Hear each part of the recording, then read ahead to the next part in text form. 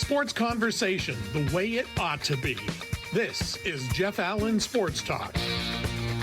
All right, as we barrel into the middle of June, it is time to do another baseball edition of the podcast where I bring my baseball guys in to do just that. We have Joe Finger and Jay Cresswell here on the scene. Guys, how are you? Hey, Jeff, doing good? Quite well. Absolutely good. Yeah. Well, it's great. But what about the Pirates? Oh, we'll get to that. We'll get to that. Yeah, I think we will get to that. Matter of fact, that's kind of where we'll lead off, actually. So, Joe is, now that he's retired from his day job, is going to take over as executive producer of the show. And, is that right? Yeah. You didn't know. Congratulations. I did not know that. Yeah. We're just breaking news all over the place here. So let's talk about our teams, and we will start with the Pirates and Jay on that. All right.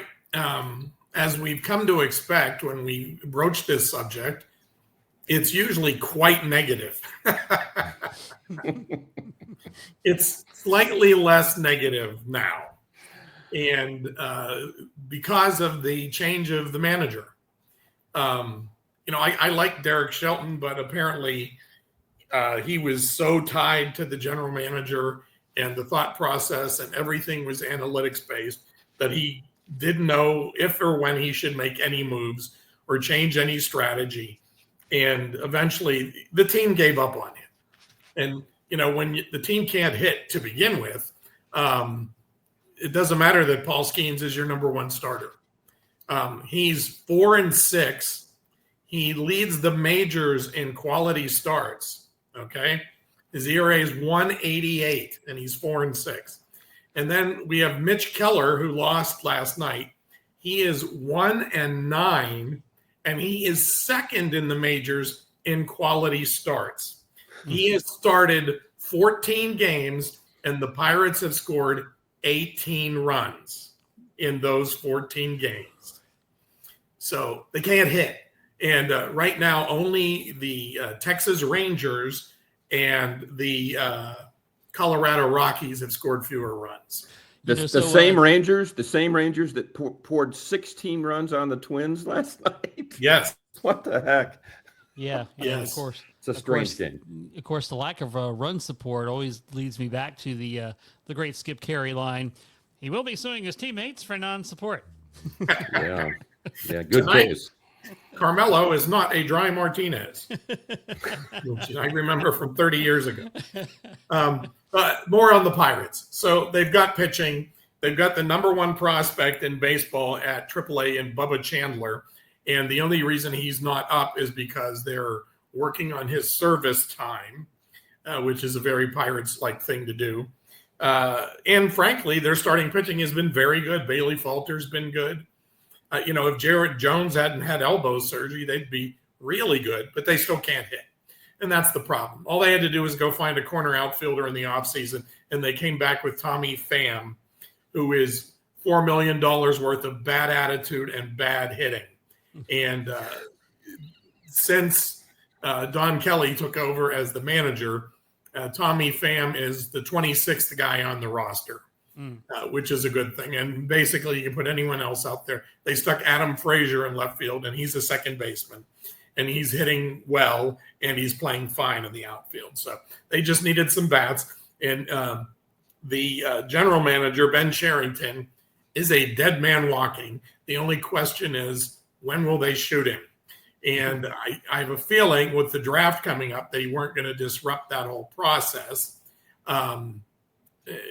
Their drafts haven't been good. Their development has been worse. But we kind of think he'll last through the end of the year, and then he'll be gone, although he should have been gone at the end of last year. Mm-hmm. So the Pirates are at 500 basically since Don Kelly took over. They're being more aggressive. They're swinging at the first pitch. They're going first to third. They're bunting. They're doing fun things, and it's because they like to play for Don Kelly, and he encourages them to do so. And he's making decisions that would never have been made by Derek Shelton about who's playing and changing pitchers. And the fact that he brought in 82-year-old Gene Lamont to be his bench coach just shows that he's doing his own thing and not doing what the higher-ups are telling him what to do. So one-time manager of the Pirates. that is correct. And one-time manager of the year, I think, in Detroit. Yeah. Yeah. So that part looks good. They still need hitters. They still need a new general manager. They're 8 games out of next to last place. Everyone thought that the Cardinals were going to have an awful year this year, and now they're in second place. So amazing what will happen when you have some development of talent and some drafting, which the Pirates just can't do. So a little more optimistic than before, but still last place. By the way, thank you for firing your manager right before playing a series against the Braves. Yes, because that I knew they were gonna get that bump of the change of leadership, and they took that series. Yes, well they played well. They were motivated. Let's put it that way. Yeah. All right, Joe, the Minnesota Twins. I wanted to follow up with one quick question for Jay, and then to the Twinkies. Do the Pirates need a new owner? Yes. Oh, could I have said that faster? Okay. Actually, I still think the general manager is worse. Really? Okay. If the owner would hire a competent general manager, he'll write the check. Now, he won't write the Steve Cohen check, okay? But he'll write the check if the general manager says, we need to sign this corner outfielder or this first baseman or whatever. He'll write the check, but they don't ask him for it. And the other issue with Bob Nutting is that he is averse to any kind of risk, and he will not spend money that he doesn't already have. Whereas others invest in the product and then they win and then the money comes in. 2013 to 2015, when the Pirates were in the playoffs, those were the 3 most profitable years of the Pittsburgh Pirates, and they spent money. So they spent money, they won games, they made money. But he's just risk averse. And that's not going to change, I don't think, anytime it's soon. not. Well, speaking of owners, the Twins still have the same owner, but they're still on the block, and apparently at some point they'll have a new ownership group in there. Who and when remains to be seen. Twins are in the wild card chase in the American League. They're in second place in the AL Central, but now 8 games behind Detroit. Tigers have been one of maybe the best team, most consistent team in the American League this year. They were really hot at the end of last year. That's carried over this year. What has salvaged the Twins season was a 13-game winning streak in May, winning a lot of close games, great pitching. You take away that 13-game winning streak, and they're 9 games below 500 during the rest of the season. Wow. But they're 4 over 500, and that's good enough for second place right now in the Central. Pitching has carried them. The bullpen's been pretty good. Problem with the Twins is when injuries start piling up, they're going to be in trouble. And they have 2 starting pitchers on the IL right now. So whether they can weather that storm, I don't know. Pablo Lopez has been one of their best pitchers in recent years, is probably not going to be back until August. Zebby, how's that for a name? Zebby Matthews, who was called up from AAA and just starting to really kind of put it together, is out with a shoulder problem right now. So the next month, 6 weeks, it may tell the tale for the Twins to see if they can work through that. And, of course, the perennial question is, will Royce Lewis, Carlos Correa, and Byron Buxton be able to play in the same lineup more than 10 games in a season? Mm-hmm. Right now, they're all on there, and they're relatively healthy. Lewis just came through an 0 for 30 slump from May through most of the month of May, but he's starting to hit. Eventually, he'll get up to about the 200 level, I think. That's how bad he was. He was hitting like 120 something after that 0 for 30 slump. So they've been a little streaky. They're known as the China Dolls in Minneapolis because they always end up out with injuries of one sort or another. So if they can keep those guys on the field, and if they can weather the current hiccup with the pitching staff, a couple of those starters out, then they could still, be in the playoff race in the Central. But I don't see them really matching up that well with Detroit at this point. I don't think they're going to add anybody at the trade deadline. You would think that they might. They're a team that with key acquisition here or there that can make a big difference for them. But they're sort of risk averse as well. They might pick up a mid-level, middling type player here or there. So we're just hoping that they can keep the players on the field and that they can weather the storm of some of these injuries. And we'll see. AL Central sent, 3 teams to the playoffs last year. So yeah. It'll be interesting if nothing else. And with the ownership change pending, they're not gonna spend money. Yeah, it's kind of everything's in limbo. Yeah. Yes. Yeah. Yeah, it always comes down to money, doesn't it? A lot of times. It's what you base your decisions on. So my Atlanta Braves, they're not having quite the season that we were hoping for so far. 14.5 games back in the division, 9 out in the wild card. Nice. I think if you got to keep it under 10, before the All-Star break in order to have a chance. They finally won a series after taking down Milwaukee today. I think they had lost 6 or 7 straight series. It's hard to get things done when you can't win a series.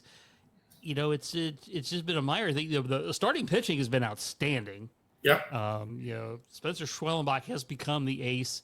It's almost like a 1A, 1B with Chris Sale. He had some early struggles, but he is definitely dialed in now. Spencer Strider is trying to work his way back from the Tommy John surgery. He's had some mixed results, but he's not pumping 99 yet. And I'm okay. I'm okay with that. Let's not explode his arm again until he needs to be healed. As far as the bullpen has been very, very shaky.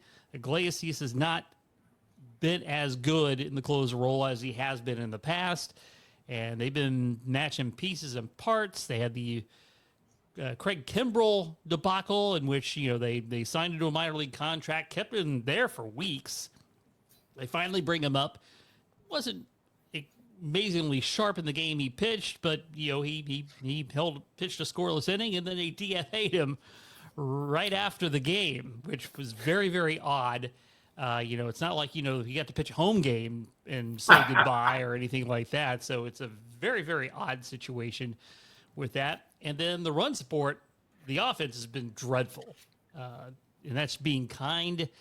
They haven't found, they got a little bit of a bump from Verdugo when they brought him up, but he has since gone back to more of a normal performance from him. Eli White was starting to come on, but then they started playing Verdugo more. They were kind of platooning there for a little bit.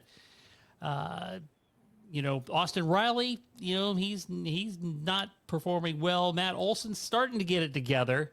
It looks like Ozzie Albies starting to get it better. I think that's also in correlation with Acuna coming back. The shortstop position is down to Nick Allen. He's very solid defensively, but anything he does offensively is a bonus at this stage. Sean Murphy has struggled, but Drake Baldwin, the rookie catcher who started the season, I really thought they were going to miss Travis d'Arnaud, and I think they still do to some extent. But he's the better hitting of the catchers so far this season, and he's definitely provided a spark there. So a lot of mixed results as far as that goes. But, of course, not with Strider coming back, but the return of Ronald Acuna Jr., who's playing terrific at this point. It's almost like he hasn't even been away. It might be a pipe dream, but, in 21, he went down and the Braves went out and got reinforcements and managed to win the World Series.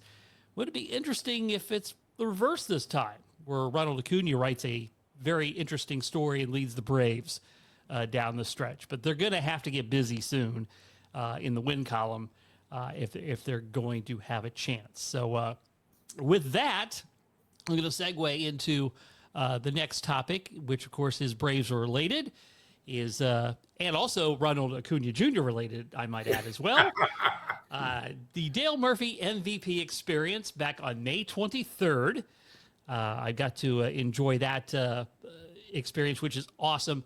I was thinking about this, and maybe you guys could come up with a guy from your team if they did something like this. A star from the 80s, like with the Twins, would it be, like you spend the day with Gary Gaetti, right?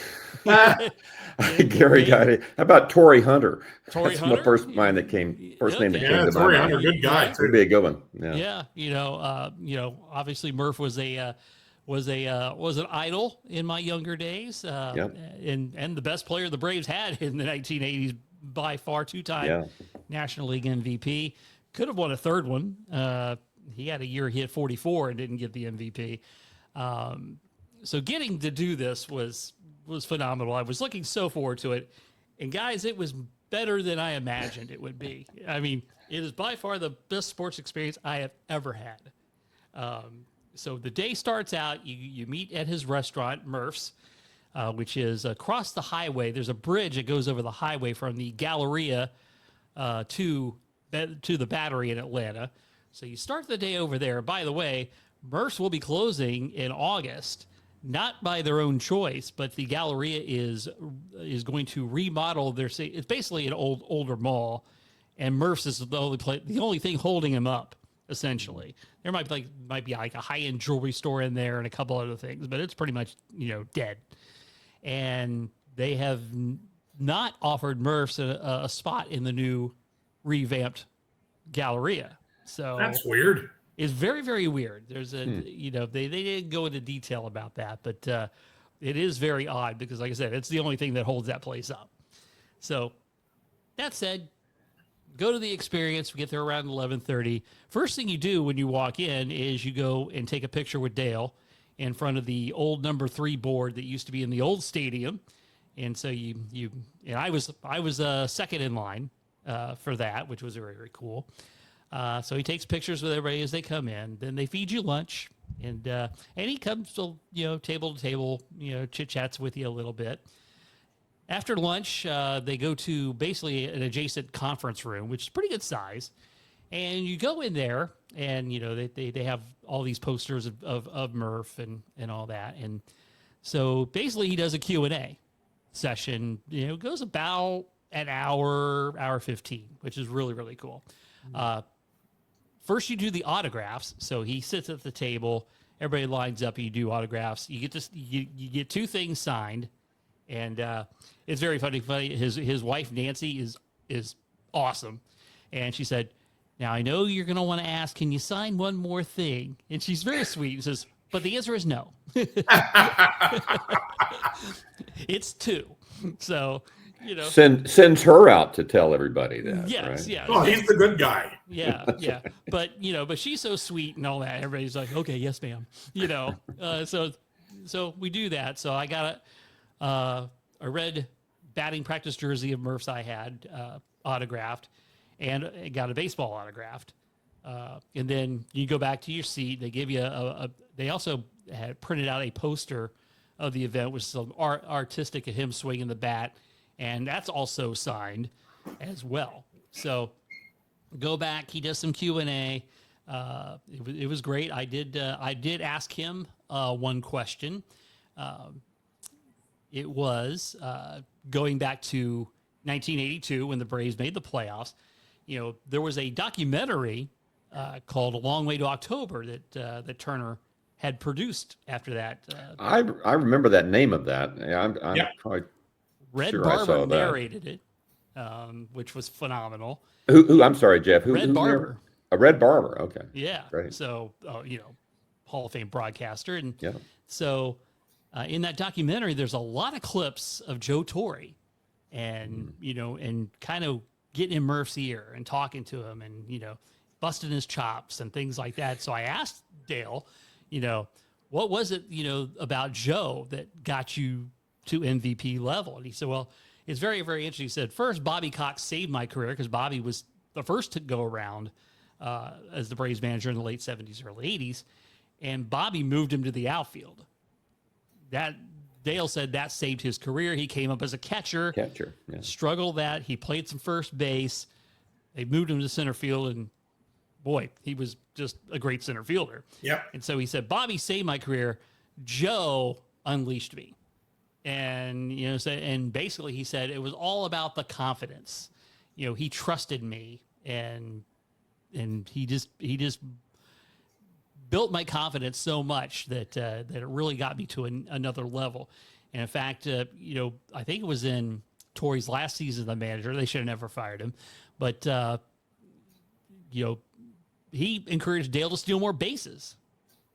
So, he finally, I think he did 30-30 back in the 80s. So that was kind of the neat revelation as far as that went. And then I've got to pull it up, and we may get back to this, but he had a great trivia question about all the MVPs that have won back-to-back, and it's all by position. So, Dale Murphy's an outfielder. And, of course, I guessed second base. I said Joe Morgan, which was correct. Yeah. Yogi Berra, twice as a catcher. I'll go back and pull that list up a little bit later. I forgot to do that before this, but that was kind of fun. And then at lunch, they had given everybody a raffle ticket. And so basically they just pulled tickets. You got to go up and do a wheel spin, and everybody got a prize. They had some really cool stuff. They had a Marcell Ozuna signed jersey. They had a Michael Harris signed ball. I ended up winning another Dale Murphy signed baseball. So Nothing wrong with that. nothing wrong with that.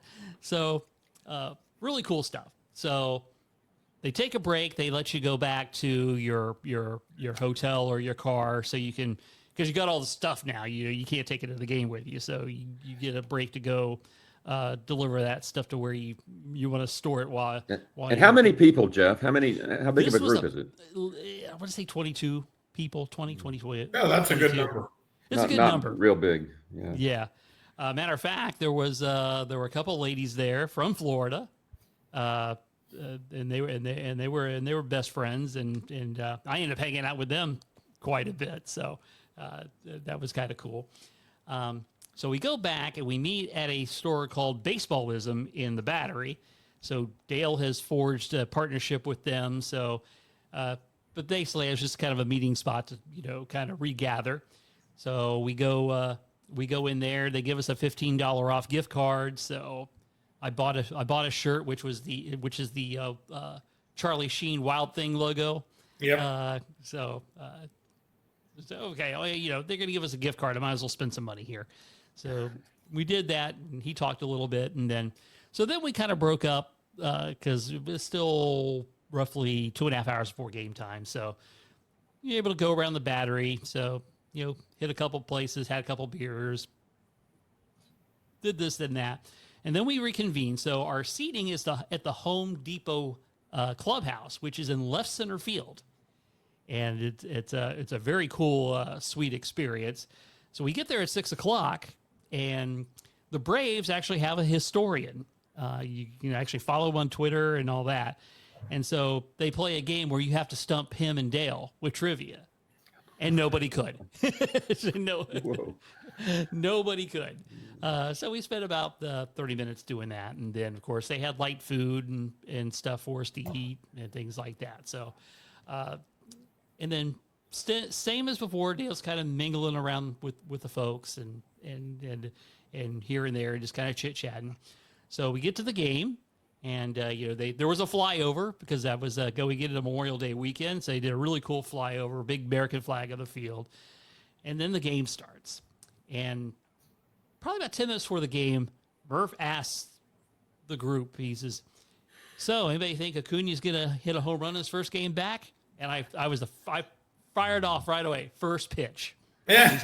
He said, first pitch, and nods his head.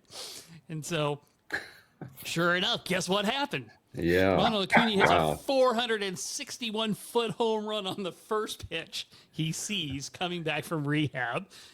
And I actually have proof of that. I posted that on Twitter, and Dale verified it. So I'm not making this up because you can't make this We trust you, Jeff. We trust you.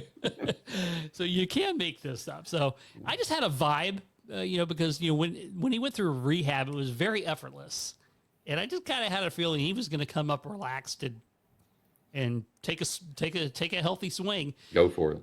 Yeah. In the replay from behind home plate, I can barely make myself out as the ball goes left center. It's coming pretty much on line now. He would have probably hit it 560 feet to get it to us.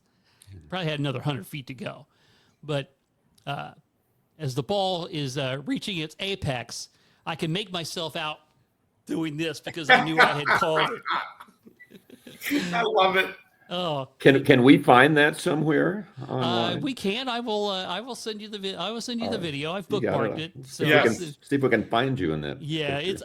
I can only make myself out because I know I had the Braves Murphy powder blue jersey on, and knowing what my reaction was at the time, and of course, I definitely got a lot of kudos for that and whatnot. So we watched the game. I did tell Murph about the prior experience I had with him. I think I've told you guys this story before. When I was producing for Chris Russo, we used to call the hotels on off days, trying to get players to come on. And I called Dale, and the first time he politely declined. The second time he politely declined. And there's a theme here because each time I called him, I had woke him up from a nap. Third time I call, same scenario, but he finally agrees to come on. I even said to him, I said, you probably just said, maybe this guy will stop waking me up if I can do this. So I told him about that. He came on, did a great interview with Chris and whatnot. And so as we were talking about that, I told him, I do a podcast. I would love to have you on. I have reached out. Nancy has requested me to check back at the end of July. And we will see what happens there. Cool. So I'm aiming. I'm trying he could hard. take Jeff. He could take my place if that's what it takes. I could sit one out if Murphy wants to replace me.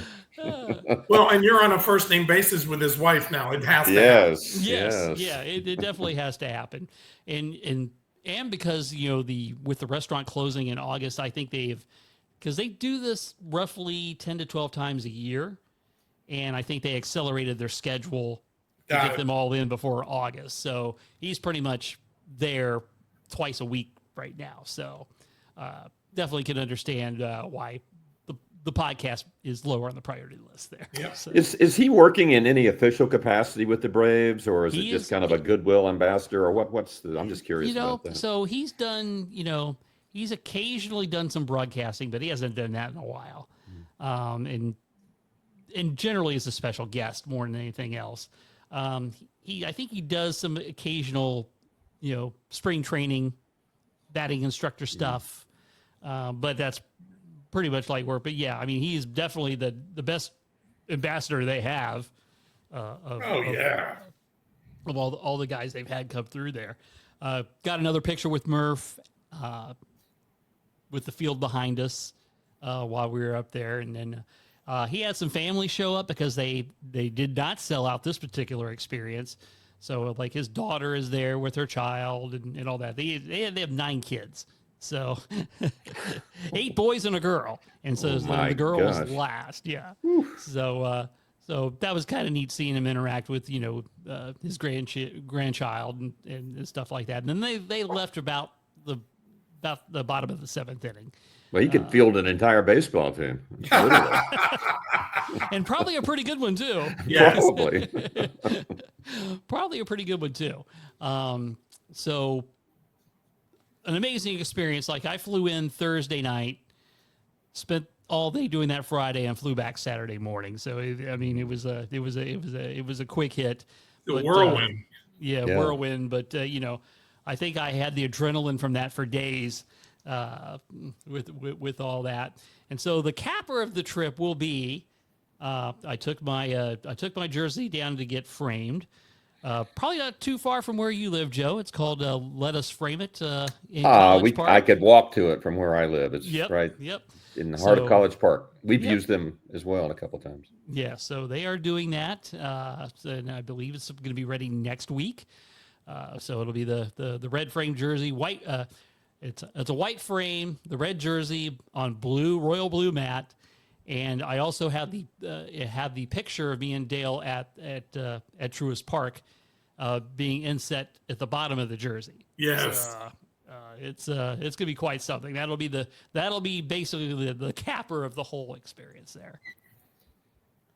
What an experience. That's just phenomenal. Yes. I don't think I've talked this long consecutively on this show in a long, long time. No worries. No worries. I wanted to hear all about it. Yeah. It's funny you said that, and then you threw Gary Gaetti at Joe, Who would be the pirate equivalent for you? Well, Yeah. I've been thinking since then, and since we said 80s, they sucked until Bonds, Bonilla, Van Slyke, Draybeck, and Bonds and Van Slyke are total a-holes, and Bonilla could be that way as well, and Draybeck was a very quiet and never said two words to anybody. So you'd have to find a Jay Bell or a relief pitcher or something to do that. But no one is even half as beloved as Dale Murphy is to Braves fans. So, I can't even think of anybody. I mean, the only thing person I would think of automatically, and that might be a little bit, and of course would be Dave Parker. Yeah. Everybody loved Dave Parker. And he's going into the Hall of Fame this year, too. Finally. Yes, it's about time. Way overdue. Way overdue. It's funny, you were talking about Joe Torre unlocking Murph in, 82? 82, yep. Joe Torre, just 3 years previously, was the National League most valuable player. So he went from being on his A game as a player to becoming a member of management and doing things like unlocking Dale Murphy, which just shows you how amazing Joe Torre is. Yeah. No, you can't, it's undisputed. Undisputed. In fact, it was hard to hate the Yankees when Joe Torre was their manager. Good point. I still did, yes. but I did like him. Always like Torre obviously as well. Yeah. Obviously for the many things he did for Atlanta. Yeah, and 84, I think they finished 500, and of course that was also the dreaded year of the Brett Butler trade for Lynn Barker that really kind of broke the team, in my opinion. That was when Ted was still putting his fingers on things. Yes, and it wasn't Torre's fault. Right. At that point. So, so here's some of the players back to back. See if you can guess some of these. Third base. Are we talking MVP? Back to back MVP. Mike Schmidt. That's a great guess. Yes. He got it. Yes. He got it. First base.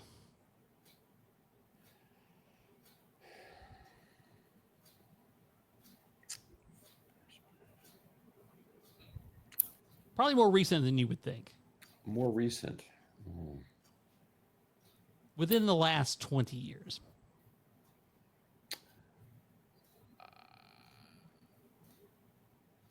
National League? National League. Somebody with the Cardinals. Yes. Pujols? Thank you.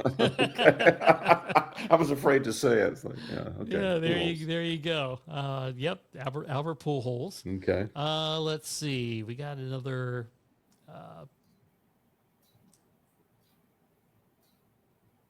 Let's go outfield, left field. Barry Bonds.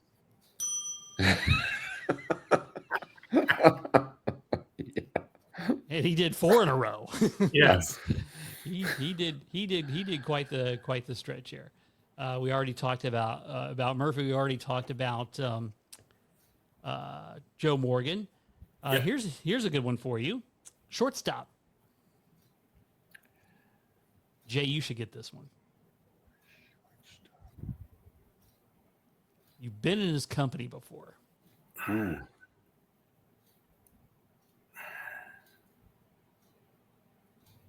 Back to back, huh? Yep. Late 50s. I didn't. Late 50s. I don't. Dick Groat wasn't back to back. No. He was 60.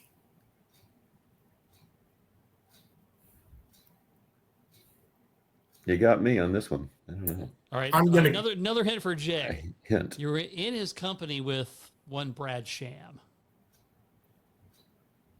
Really? Yes. How am I not getting this? Like to play too. Ernie Banks. Oh, Ernie Banks. Thank you. Yeah. Shortstop. That's Yeah. what. Yeah, because yeah. I was with Fergie Jenkins, Yeah. but I still should have gotten that. Oh, that's right. It was Fergie Jenkins. Yeah, I mean, they played the same team. Yeah. Okay. Well, see, I didn't help you there with that clue, Yeah, then, so yeah. that's my bad. All right. So we mentioned Berra. There's a pitcher that went back to back in the American League. Of course, that's before the Cy Young Award. MVP. Yeah. Is And it's it? probably the one nobody ever gets in the 1940s. In the 40s. Wow.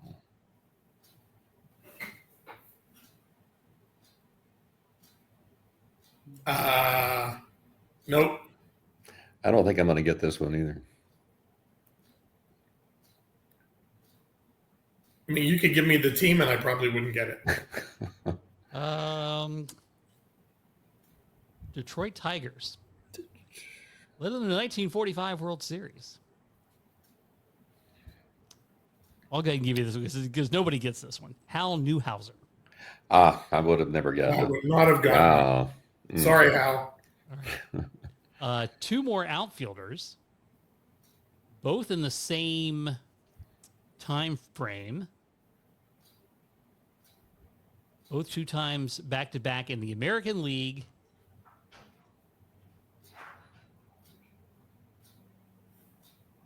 Both hit a lot of home runs. And wore pinstripes. Mantle. Mickey Mantle is one, yes. And Well, Mickey Mantle was right. Pinstripes? Pinstripes. Joe DiMaggio. Joe DiMaggio did not win back-to-back. Reggie Jackson. Reggie Jackson. No. I was going to say Reggie. No. Think about the time frame around Mickey, who he often battled for the home run supremacy. Well, it wasn't Maris, was it? Roger Maris would not have Wow, guessed that's good. that. Oh, Yeah. wow. All right, so that was some unplanned trivia for you folks. Wow. Oh, that was good. That was very good. Yeah. Joe, do you want to, while we're on the trivia thing, do you want to throw your trivia question out there? Yeah, sure. So April 26th of this year, Eugenio Suarez of the Arizona Diamondbacks became the 19th player in Major League history to hit 4 home runs in a game against Atlanta, if I'm doing my research correctly. You are correct, sir. The Braves, however, would go on to win that game 8-7 in 10 innings. Only 2 other times in MLB history has a team had a player hit 4 home runs and wind up losing the game. 2 other times. One of those times was in 1896 when Ed Delahunty hit 4 home runs and the Phillies lost. What was the most recent and only other time that has ever happened? Right in my And wheelhouse, Joe. That's Bob Horner of the Atlanta I was Braves. afraid Yes, it would be it too is. easy. Yep. It was, I want to Jeff say, might get this. 86. 86. Yeah. Wow. Warner. A game against the Montreal Expos. I remember him hitting 4 home runs. I wasn't aware that And a loss. And I And think a they loss, lost and rather how rare that by a was. lot of runs, too. maybe. And Wow. it was not, it was not seen live on TBS because they were doing a thing called the Goodwill Games. Oh, Ted Turner's at it again. Yeah. Ooh, the Heidi Bowl. Okay. Yeah. Or So something that like game was on tape delay. Oh, wow. Like later that day. So didn't get to experience it live either. So Were they a really bad team in '86 or what? they were awful. They must have been. Yeah. Yeah. And Ted was trying to rival the Olympics with all that good stuff. So, but yeah, Wow. Yeah, I figured you would get that, Jeff. that was a good tie. That was a good Yeah. tie. That was a good tie into the Thought so. Yes, it was. to Yeah, the Murphy days. Yeah, it was Horner, and the 4 home run game this year was off the Brave. It was a Brave connection there as well. So Yeah. So there you go. all the way around. Yeah, no question. All right, so good job on the trivia there. So let's go present day, and I wanted to bring up the catcher for the Seattle Mariners. We would probably be talking about him for MVP if it weren't for Aaron Judge, probably. Agreed. Cal Raleigh. Yeah, Unbelievable. Yeah, and of course he's also doing it in a market that is not, glamorous as far as baseball goes. Right. And he's doing it when the rest of us are asleep. Yes. So far, what is he's got? 26 home runs. 26, I believe, as of this moment. 53 ribbies. That's cool. And he's basically almost come out of nowhere. Yeah. Yeah, I looked at his numbers. Last year, he hit 34. Right. And the year before, 30. Now, I didn't know that. And nobody I noticed. wanted to see, who is this guy? Yeah. So he's hit for power, but he's a 224 lifetime hitter as well. Yes. And like He's a lot of 264 this power year. hitters, he strikes out a lot, but Yep. he's on an absolute tear this year. But I guess my question would be, catcher, can he keep it up? And wears you down. That's a Right. That's a, and I haven't looked to see how much they've tried running him at DH. Yeah, To save yeah. his legs I or wondered the anything. same thing. Yeah, Yeah. but yeah, phenomenal. See, and he's a great defensive player as well. Yeah. So That's and I like stories like this because he's unheralded. Aaron Judge is on a whole nother level. Yes. But this is pretty impressive stuff when you're talking about June 15th. yeah, absolutely. For a catcher to be doing that. He's on a pace for, 50 some home runs, if not more. Yeah. Yeah, if he kept, I think if he kept up this pace, he would be up around probably 60 or Close to 60. or maybe a little more. But it'll be hard to probably keep at that pace. But I'm looking at all these advanced analytics, and it shows that he's hitting every type of pitch. Yes. His OPS has been good for non-fastballs. It's near the top for fastballs. So he's not feasting on any, one type of pitch. He's hit everything. And Might have to look at who the batting coach is for the Mariners. Yeah. 'Cause if he's got a guy dialed in like this. Well, Yeah. and, as this is his third good year in a row, and we're just now noticing him. Yeah, I know. I really hadn't thought much of him until this year. So I this saw, year, I saw Jeff. You wanted us to talk a little bit about Cal Raleigh, and I'm thinking, oh my gosh, I better do some research. Yeah. He's known as the Big Dumper. Did you know Yes. that? Yeah. I didn't know that. Yeah. I'd love that to be my nickname. Well, what was it they were calling? They say that Aaron Judge is the big thumper. Dumper and the Big this is Dumper. Oh, the so big that's thumper. it. Okay. Yeah. Oh my God. That is a classic nickname. Now, where's Jay? I don't know. He's the big dumper. Oh, okay. And Joe, I want to add, every time you drink your iced tea there, Yeah. it looks suspiciously like a Jack Daniel's bottle. It's not. I know. It unsweetened pure leaf. iced Pure leaf, tea. yes. It's the best Yes, there is. Yeah, that's right. Hey, we'll get Joe talking like Harry Carey if he keeps pounding the Yes. whiskey. Yeah, I'll put a little something in this bottle next time. Man, can anybody hear it? Well, let me hear you. All right, and then I wanted to ask you guys if you saw the amazing highlight catch that Denzel Clark of the Athletics, Thank you. the West San Jose Yeah. Athletics, where he basically has got his hip at the top of the wall, pulling the ball back. That is probably the most amazing catch I have ever seen. I looked at it I today. agree. Yeah. Hard to beat that. I mean, to have that control of your body to still be able to reach out and grab the ball when his weight was swinging him around, that he did this over the back of the wall. It was just unbelievable. Oh, yeah. And you figure he's 10 feet off the ground. Yes, exactly. Yeah. Don't fall. Oh, wait. Just And best catch I've ever seen. He's made several highlight reel catch. One I think I was looking at this like 2 or 3 days previously. He, in a game against, I think it was the Orioles, he didn't take a home run away, but he was running nearly full speed and caught a ball and crashed into the wall. It's like Byron Buxton that does that with the Twins. I'm thinking this guy better be careful. The body. You don't want to be a crash test dummy. He's a pretty big guy, but In Sacramento. Yeah, but that was an amazing. Just unbelievable. Catch. Yeah. And then I think about, obviously the Willie Mays catch is obviously well revered. Going over basically over his shoulder. Jim Edmonds had like a diving catch like that. Yes, think about going that. away from the infield. Yeah, when you think about that, and that catch by Clark is like, that is the most amazing. That's it. To me, that's, you guys may not be as aware of this as I am, but UCF had a wide receiver make a one-handed catch that was up for an ESPY. JJ Wharton one-handed against Temple as he's diving in the air, one hand.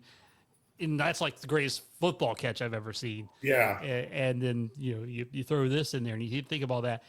And I think about all the diving catches too. And it's like, so many of these that go on the highlights now are basically balls they don't have to dive for. That They're is just kind correct. of lunging at the last minute to make it look sliding. good. Yeah. What Clark did was just absolutely unreal. I went back and looked at it. I'm trying to figure out the aerodynamics of this. It's like he got the one leg planted a little bit lower on the fence and just had torque. He just jumped up as like a springboard from that. But then he's got his back to the rest of the field, and he's having to catch it with his left arm, reaching out as far as he can away from his body over the fence. And it's there was nothing easy about it. I know. There was nothing easy about any of that. It's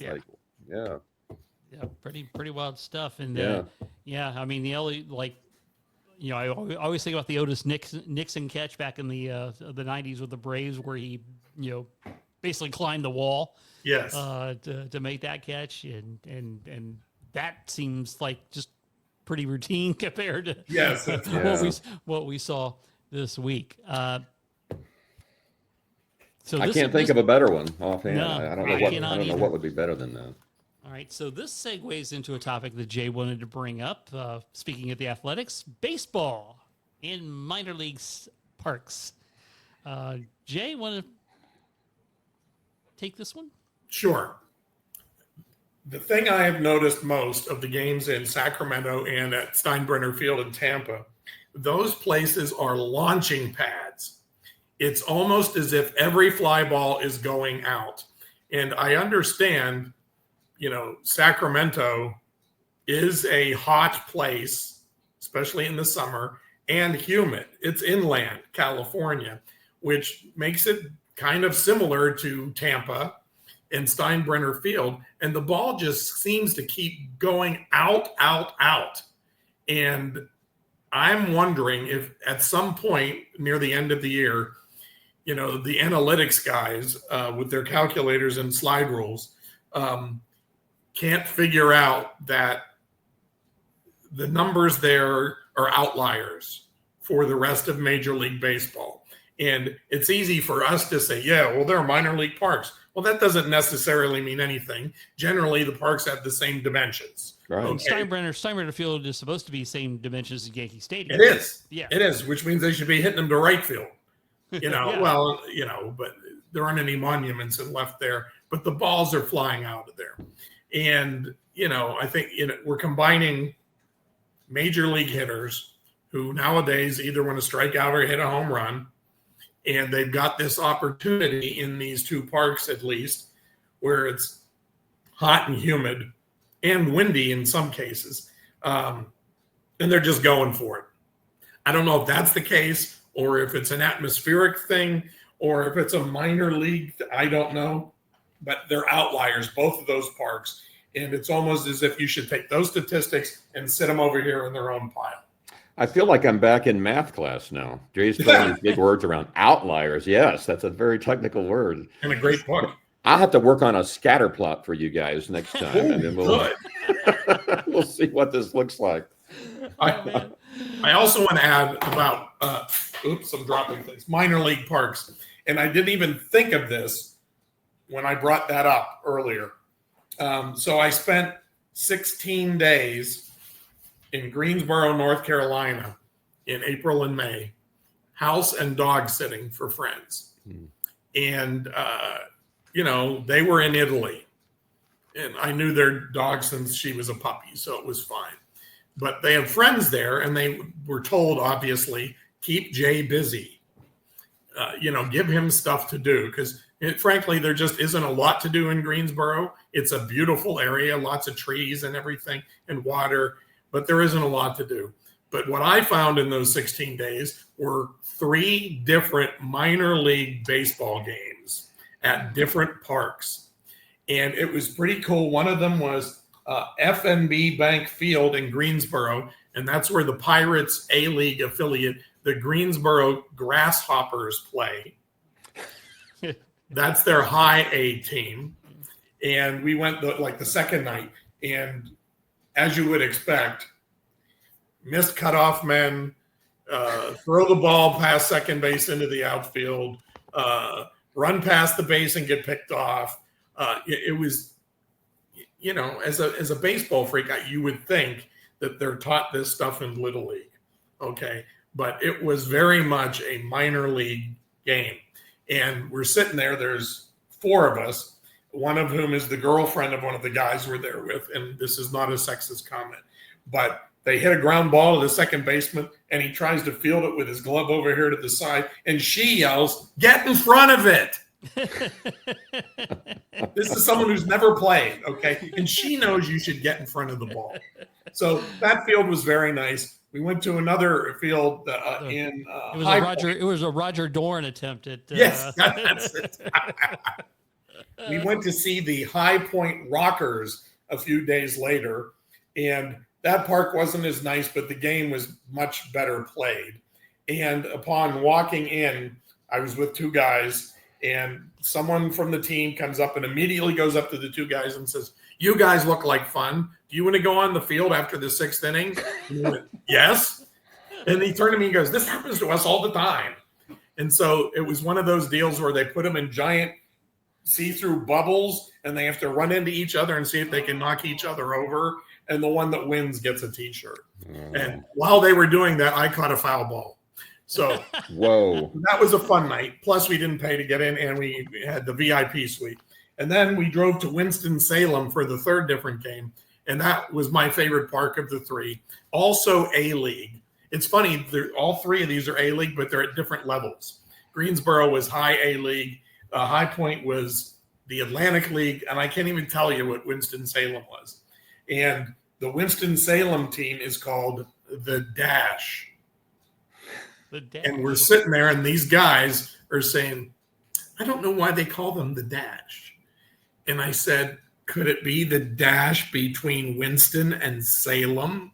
And they went, "Oh my God, that's what it is." Now, I don't know if that's what it is, but that's what it was. You have me convinced. Yeah. But 3 minor league parks, all 3 of them very nice.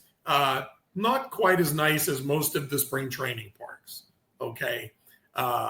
Because that's all that's there. Whereas in spring training parks, they have the major league teams there for 6 weeks before the Florida League teams or whatever come in and play.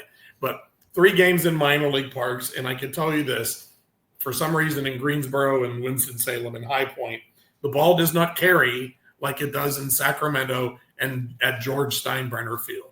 Yeah. So first thought, how far were you from Durham? Could you have gone to see the Bulls? Yes. In fact, we were talking about possibly making that trip, but they were out of town when we could have gone.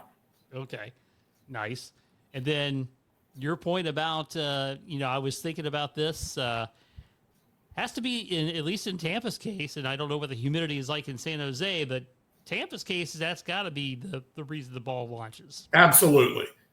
Absolutely. I mean, that used to be at Old Bush Stadium in the summer. Hot and humid, that ball would fly out of there. It was crazy. And I guarantee you that's what's happening in Tampa. Plus, there's probably a breeze blowing out, too. And it happened in Atlanta for many years. Yes, it did. Yes, it did. Good point. Yes, it did. But anyhow, baseball is alive and well at minor league parks. I can tell you that. They weren't overly crowded or anything, but the people that are there are into it. I mean, it was Princess Night at the Winston-Salem Dash game, and girls came dressed as Disney princesses, and all the employees of the teams were out with their fairy dust and everything and giving away stuff. It's the way minor league baseball is supposed to be. When I heard you were going to talk about minor league parks, Jay, I didn't even think about, I sort of thought about Tampa and Oakland, but I was thinking about some of our experiences. Some of my wife, Andrea, and I have been to games over the years at Fenway and at Target Field, but probably 2 of the most memorable games, ones that we have fond memories of, were the 2 minor league games. Yes. We went to. We went to one years ago in Burlington, Vermont, at Centennial Park. It was a summer league, Class A.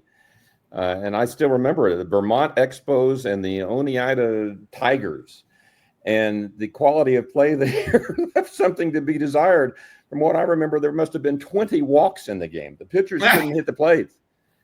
And the manager for the home team did an Earl Weaver impersonation that would do Earl proud. He came out and stomped and kicked dust on the umpire. And I'm thinking, is this part of the show? We still talk about that. They're putting on a show. And then the other time was in Missoula, Montana, another summer league. I think it was part of the Pioneer League, but the Missoula Osprey, who are now, as I learned today, I looked them up, they're now called the Missoula Paddleheads. Something to do with moose antlers, playing a team from the Orem Owls. And that was another great experience. The ticket was about the publicist for the Missoula team, Jeff, you get a kick out of this. The publicist at that time, a young guy, had worked for UCF in UCF athletics.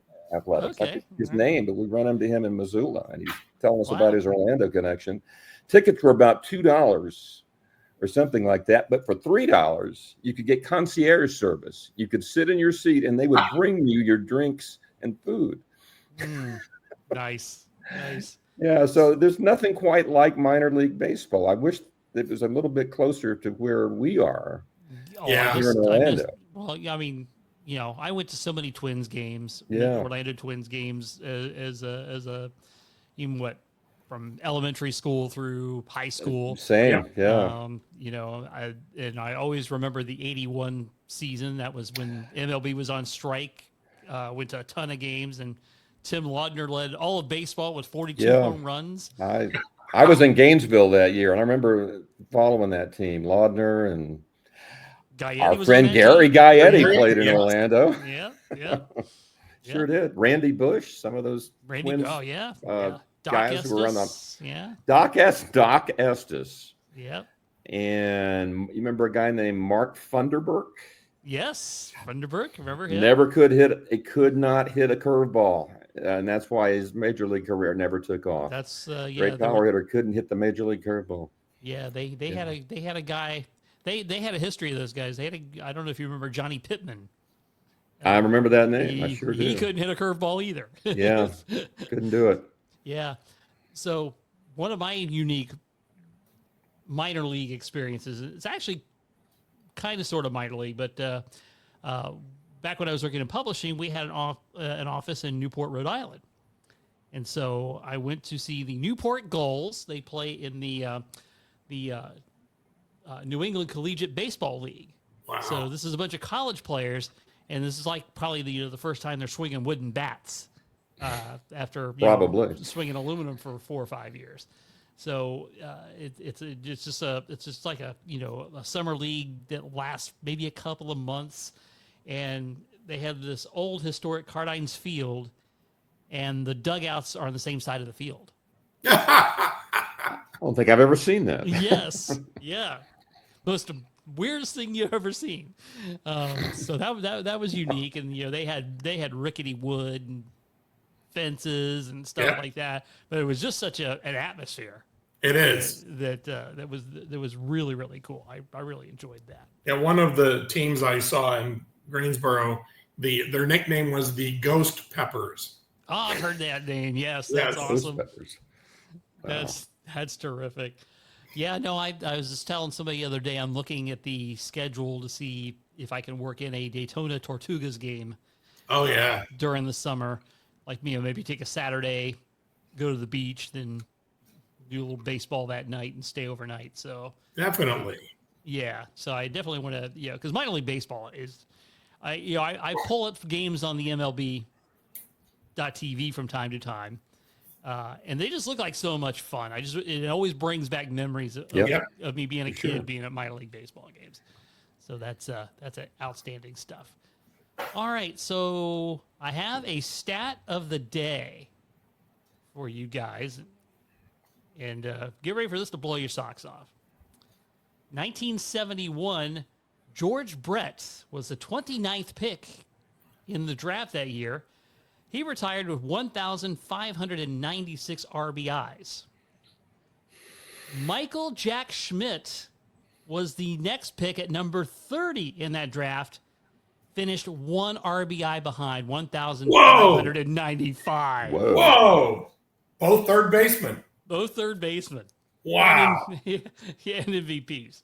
You can't make this up. That's incredible. One RBI difference. All those years. There is the 29th and 30th pick. A columnist on The Athletic that once a month writes a column about all the odd things that have happened during that month. And it's like, 3 left-handed hitters hit triples back to back to back, but the team lost 15-1 and someone got hurt in the outfield. How often has this happened in Major League history? And the punchline is always, this is the only time it's ever happened. And so he does that every month on The Athletic. I'll have to look for that. Yeah, I'm going to have to pay attention for that. Let me, speaking of The Athletic, I was going to work this in earlier, but I kind of forgot about it. But Ken Rosenthal writes for The Athletic, and he had a column a couple of months ago, and I just like beautiful writing.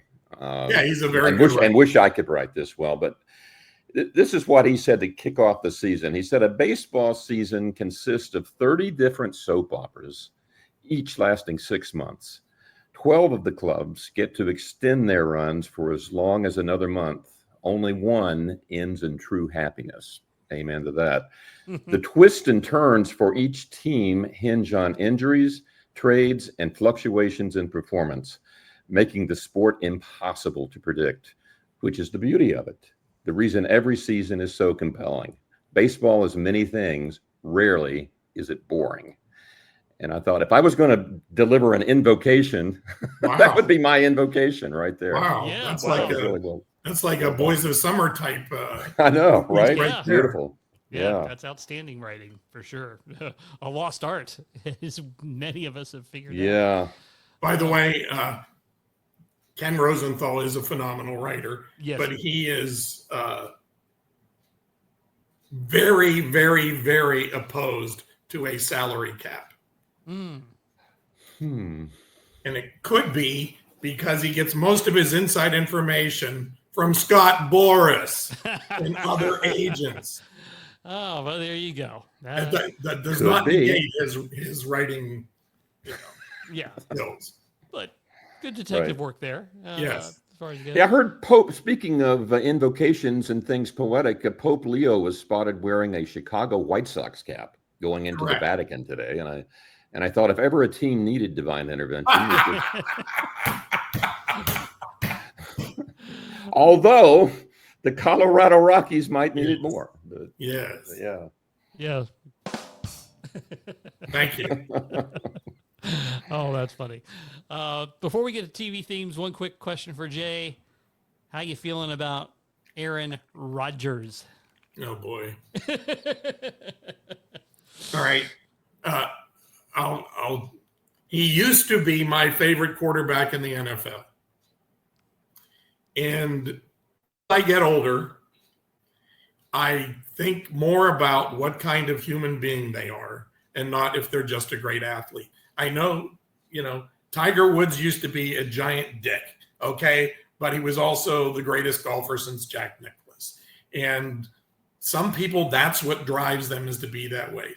Aaron Rodgers has driven away every person in his life, his family, his girlfriends. Shailene Woodley, his former fiance, said, he made me lose the will to live. Okay. Danica Now, of Patrick course, almost said the same thing, too. Exactly. There's an Aaron Wow. Rodgers connection to my TV theme for this Oh, week, good. by the way. That's So right. stay tuned. Man, yeah, I'll try to I built a weave that segue, in. didn't even know it. I was dreading the day that they would sign him.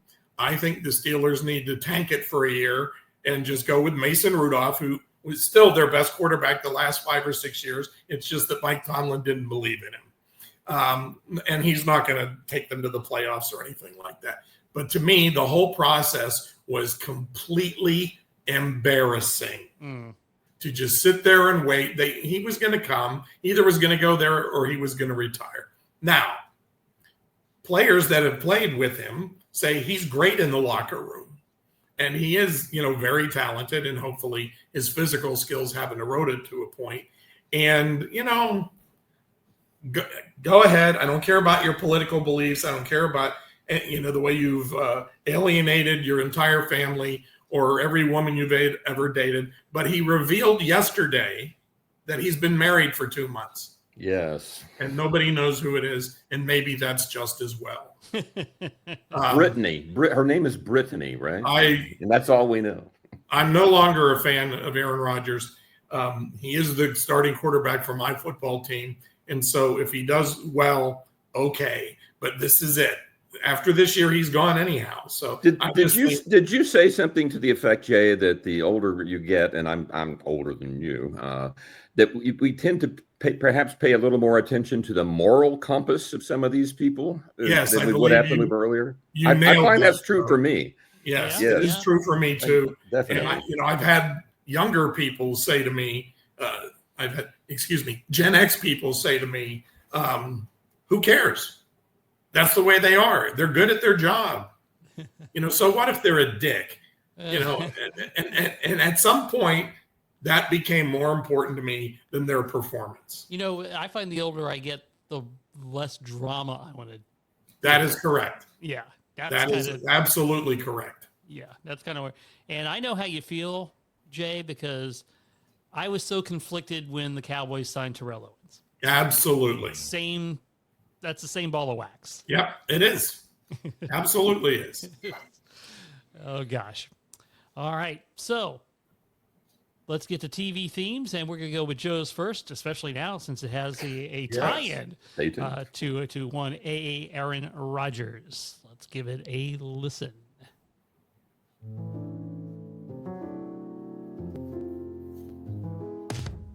A paper shadow in a house of stone, the wooden flag of a drifting dreamboat. I never knew how far the ride was gonna go till I looked back at the smoke. You can't keep up with the Joneses. Don't wanna run for the roses. I got my pocket of posies. Sometimes I wonder why. Sometimes I wonder why.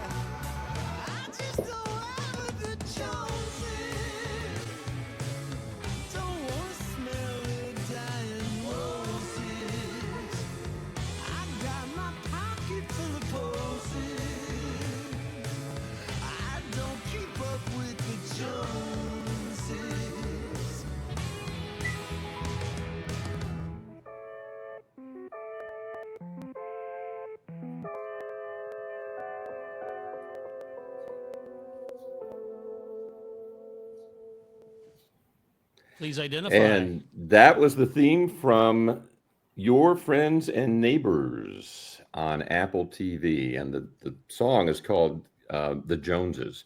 Now, do you guys watch Apple TV at all? I have not seen it. I've not seen it. Okay.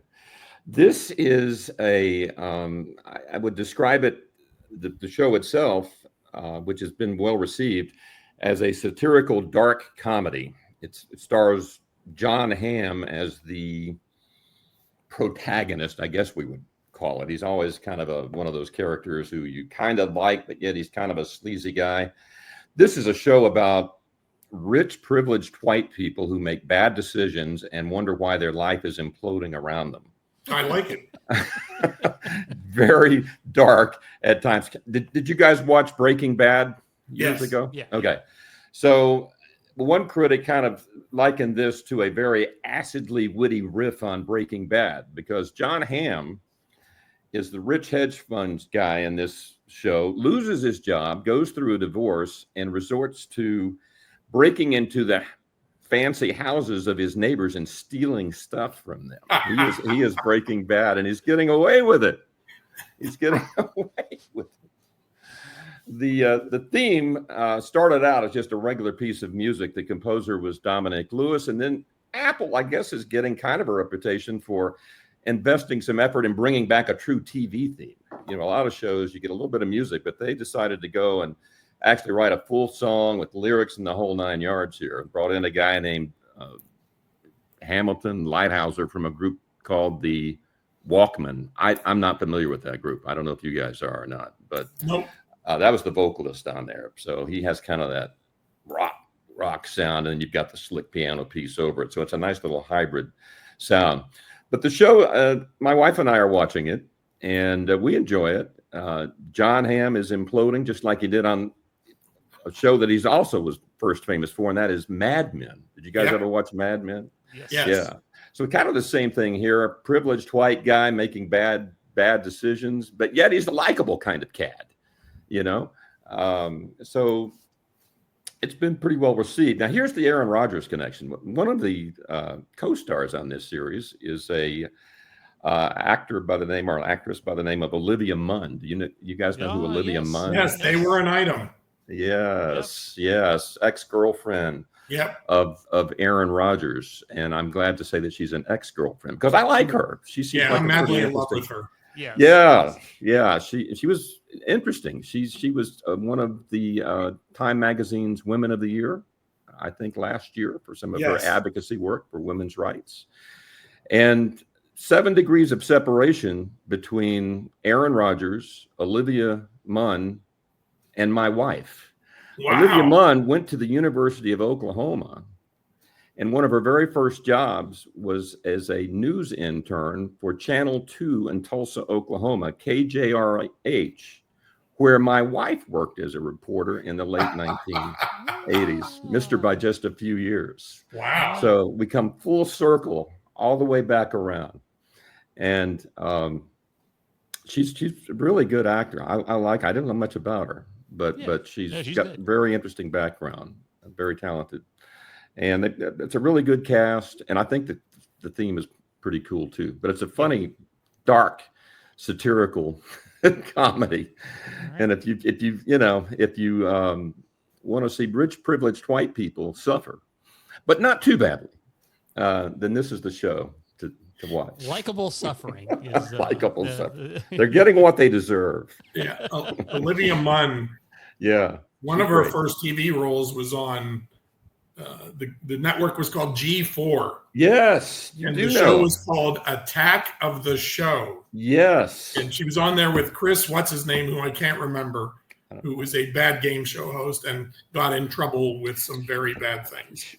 And I think I read where she worked as a sideline reporter for one of the Fox News networks and channels somewhere. I don't know where. And she said she didn't like it and she didn't pursue that, but she's had some really interesting experiences. About 3 years ago, she was in a movie called Violet, which was Justine Bateman was the producer and the writer and the director and everything.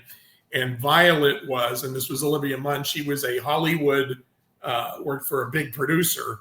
and she brought them lots of money and everything, but she doubted herself.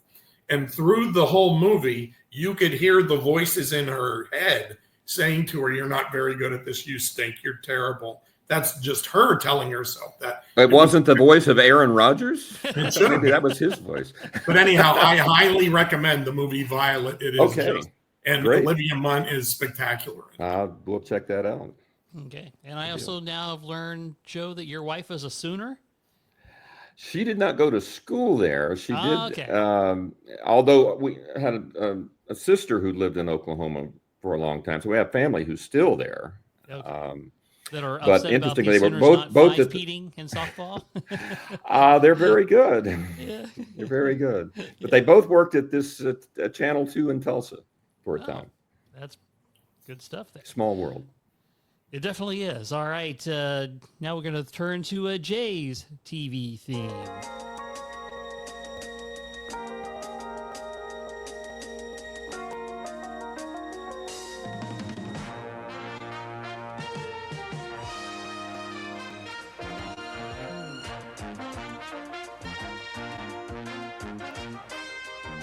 Gentlemen, you are about to enter the most fascinating sphere of police work, the world of forensic medicine.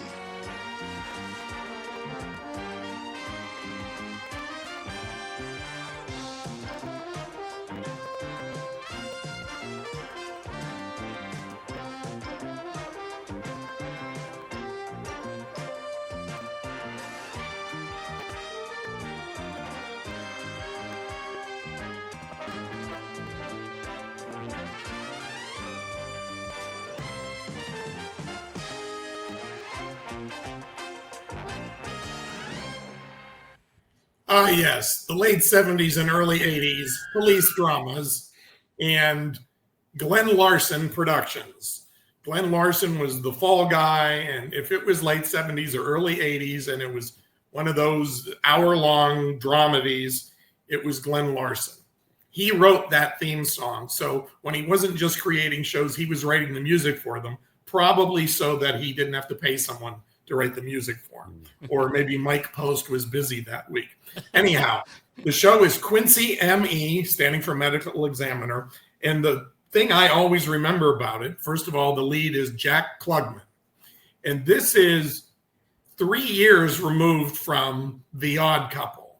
And I'm telling you, Jack Klugman was Oscar Madison in The Odd Couple. Yet 3 years later, he went to another show, and now Jack Klugman is Quincy. And not just any actor can pull that off.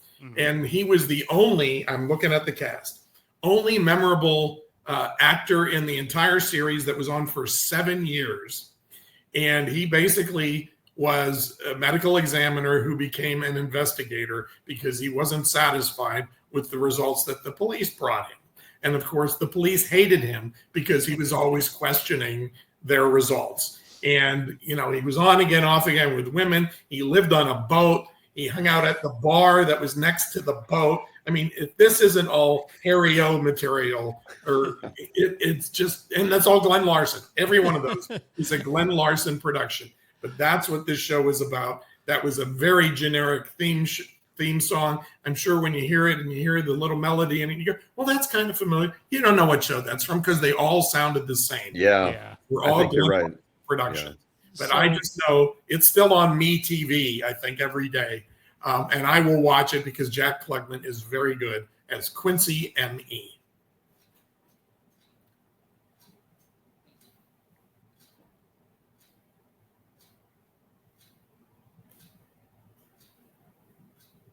I think Jeff froze on us. I think maybe you're right.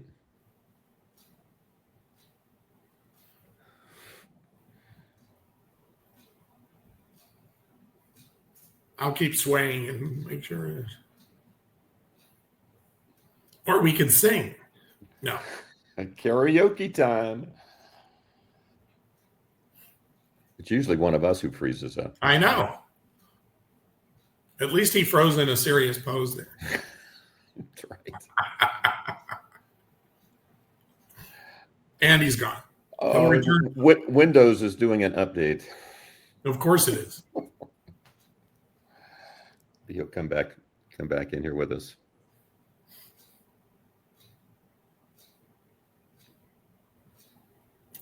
For my internet station, it does not run on Windows. It runs on Linux.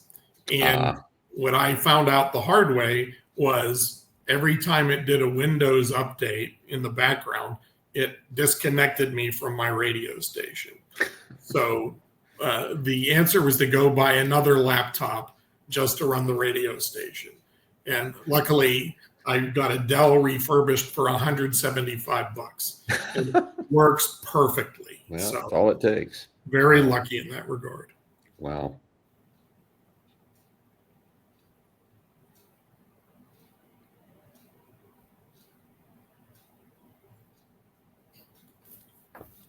I'd also like to report, just to fill time, today at 9:30 this morning, there's Jeff, I had my COVID booster. And for the first time, and this is the seventh one, Jeff's back, the seventh one, I had no after effects whatsoever. Wow. You know, I haven't, Andrea and I haven't probably had a COVID in over a year. Not that we're suddenly opposed to it, but I think we've just kind of hasn't been top of mind with us like it was for so long. Well, all I know is CVS texted me and said, there's a new strain. It's been 9 months since your last one. We recommend you get one. And I said, okay, give me it. And I'm fine. Knock on wood. Okay. I think Jeff froze again. Jeff. Next time he comes back, I'll shut up and we'll... See if he sent me a text here. He did. It says stand by. That's the last one I have. Yeah.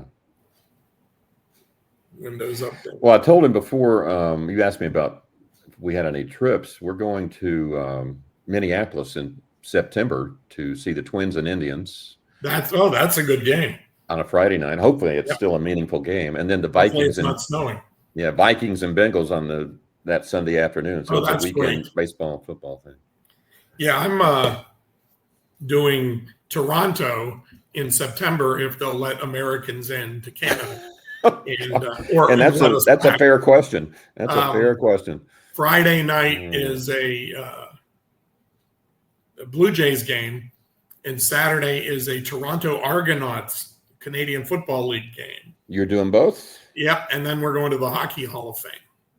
Wow, so it's interesting. You've got a baseball, football weekend just like we do in September. Yep. Yeah. Jeff's back. Cool. There he is.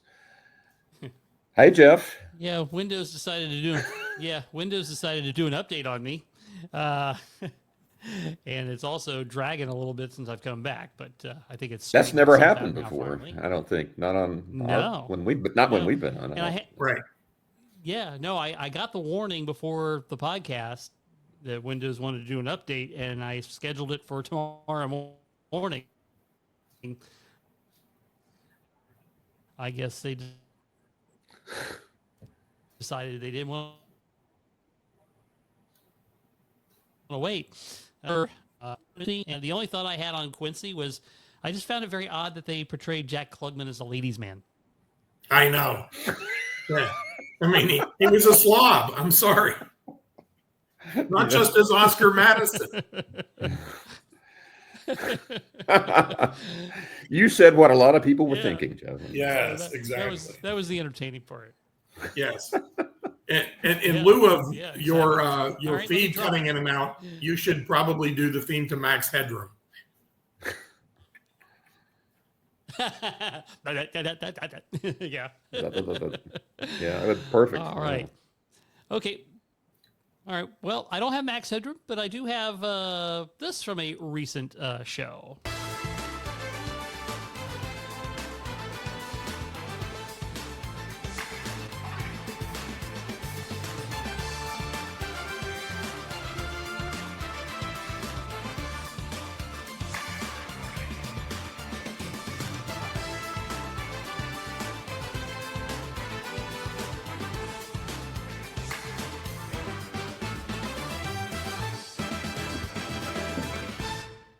Yes, the theme from the recently concluded series SWAT. And what I do like about that theme is they kept it pretty original to the Rhythm Heritage version of Sounded the like it. 1970s version.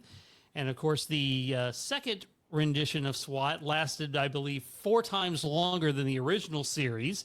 Yep. And despite being canceled twice and brought back, and then they finally ultimately was canceled at the end of this season.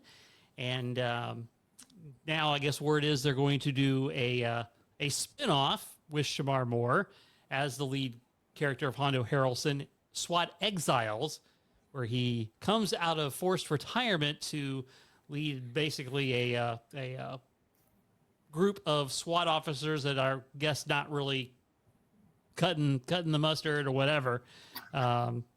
that they've brought him back to lead them and save their careers. So we'll see what happens. It hasn't been announced for a network yet either. So this might be on Paramount Plus or something like that. But the 8-season run on CBS. Well, Shamar Moore is awesome. Yes. I'm stunned that he hasn't shown up on the Criminal Minds Evolution on Paramount Plus.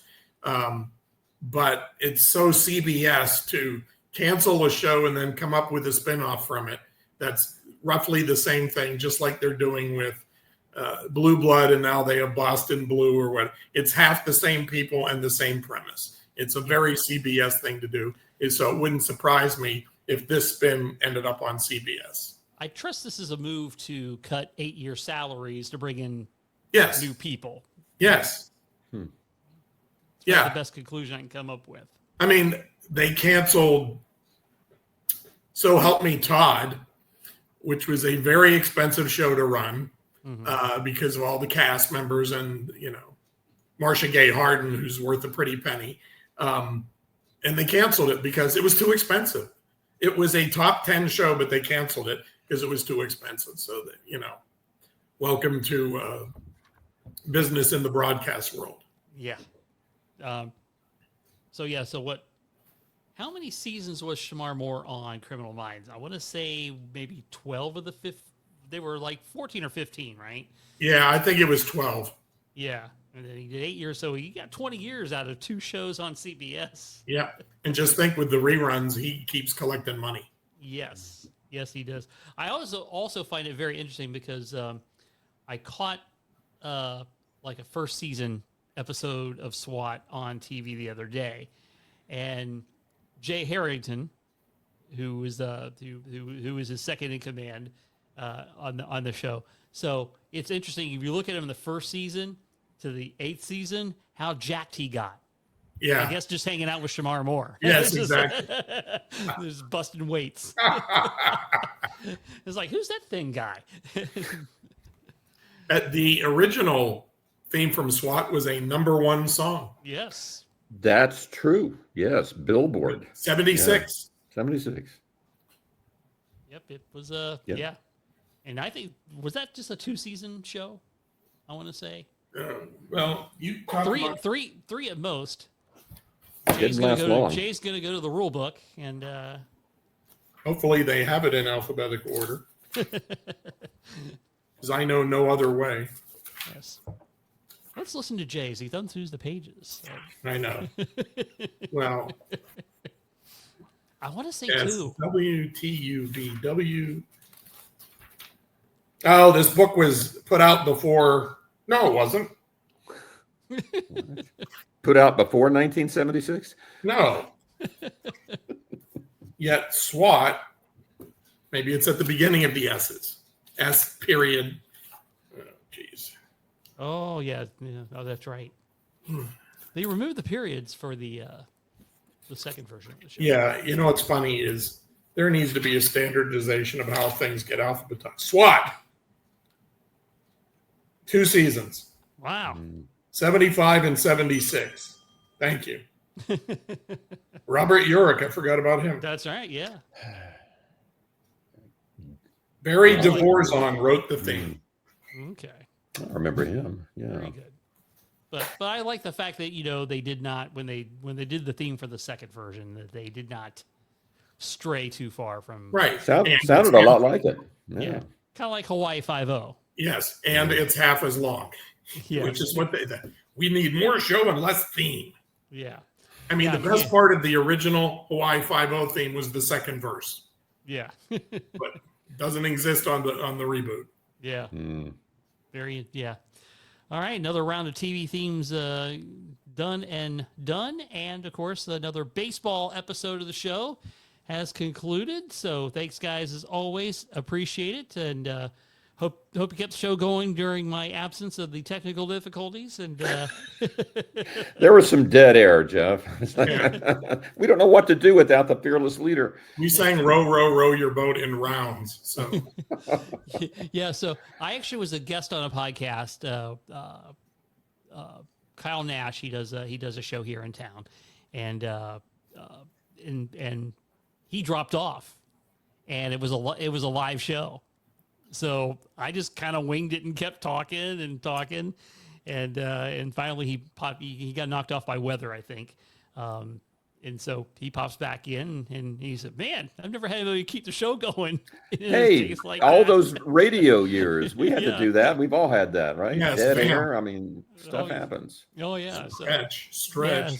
yeah, so I just kind of did that. Of course, on the replay, he edited all that out, which Of course. which was probably good because it was probably not that good, but I kept the show going somehow. That's all that mattered, Jeff. All right, the show must go on. All right, guys, as always, thank you, appreciate it. Thank you. Thank you. Good to talk to you.